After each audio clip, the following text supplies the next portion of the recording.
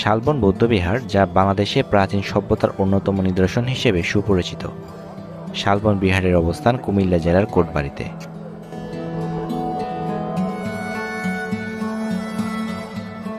উনিশশো সালে ঢাকা জাদুঘরের অধ্যক্ষ নলিনীকান্ত ভট্টশীল শালবন বিহারটি পর্যবেক্ষণ করে শালবন বৌদ্ধবিহারটিকে পট্টিকেরা নগর বলে মতামত পোষণ করেন।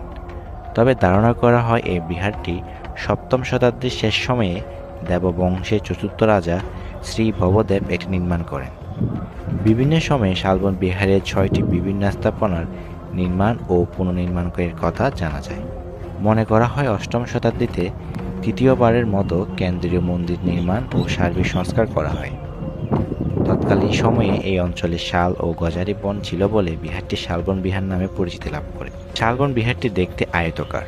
এর প্রত্যেক বাহুর দৈর্ঘ্য 167.7 মিটার। চতুর্দিকে বিহারের দেওয়াল প্রায় 5 মিটার পুরো এবং বিহারের কক্ষগুলো চারপাশে বেষ্টিন্য দেওয়ালে করে নির্মিত। বিহারের সর্বমোট কক্ষের সংখ্যা ছিল 155টি এবং তার ঠিক মাঝখানে কেন্দ্রীয় মন্দিরটি ছিল। এসব নিয়ে প্রায় 400টি স্বর্ণ ও রূপো মুদ্রা, ব্রোঞ্জ ও মাটির মূর্তি, 8টি তাম্রলিপি, সিলমোহর, অসংখ্য পোড়ামাটির ফলক বা টেরাকোটা উদ্ধার করা হয়। এসব নিদর্শনের সিংহভাগই ময়নামতি জাদুঘরে প্রদর্শিত আছে। সো এটা হচ্ছে কুয়া, এটার গভীরতা আসলে কতটুকু জানি না। সো এটা আসলে সে আমলের কুয়া। এটা কত বছর পরে এরকম একটা জায়গার মধ্যে আমরা এসে এই যে স্থাপত্যটা দেখতে পাচ্ছি।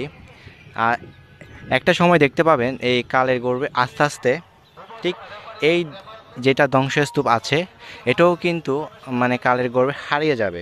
তো আমাদের সবার উচিত যে এটার আপনার সংস্কৃতি, ইতিহাস, ঐতিহ্য মানে ধরে রাখা, যাতে এই স্থাপত্যটুকু যতটুকু এখন বর্তমান রয়েছে যাতে এটি হারিয়ে না যায়।